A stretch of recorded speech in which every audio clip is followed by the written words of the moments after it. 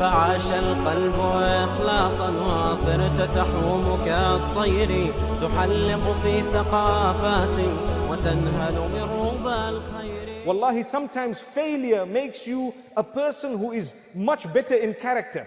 Do you know that you have people sometimes who develop an arrogance because they pass just like this?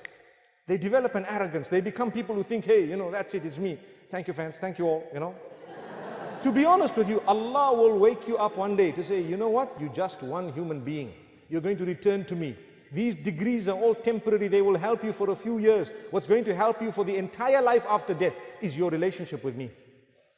We're not saying don't become whatever you want to become. Become, but understand that will only help you when you serve Allah through your field, over and above serving Allah through what He has made obligatory upon you. So how I start as a Muslim, if I want to follow Muhammad sallallahu alaihi wasallam, I will start off with my obligations. I'll be a good Muslim. I'll try my best to fulfill my salah, to dress appropriately. My social relations need to be pure and clean and so on. I need to treat people with respect and what have you. Over and above that, if I am, for example, a doctor, I will ensure that I am honest, trustworthy, hardworking. I serve dedicatedly, Muslim, non-Muslim, whoever it is. Even if you're a veterinary, you could enter paradise through that. Do you want to hear the evidence? People say, what? You mean I just look after dogs and I can enter heaven? The answer is perhaps, yes, it could be. If your intentions are right and you're doing it with the right reasons, compassion, being compassionate towards these animals, it's something great and grand. Listen, I'm not encouraging it. I'm actually just saying it's permissible. That's all. I don't want people to give up medicine and say, right, we're becoming vets now. Because if you take a look at the hadith, it's the third time I'm mentioning it in this season of my presence in Cape Town, of the woman who entered Jannah because she quenched the thirst of a dog.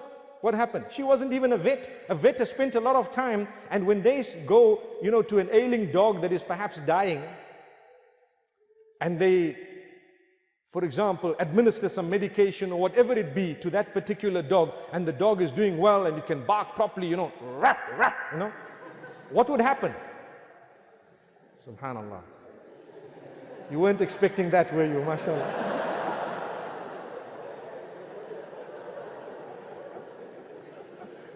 I was just telling the uncle here that, when we got a talk for youth and the university students, I enjoy it because I can just be myself.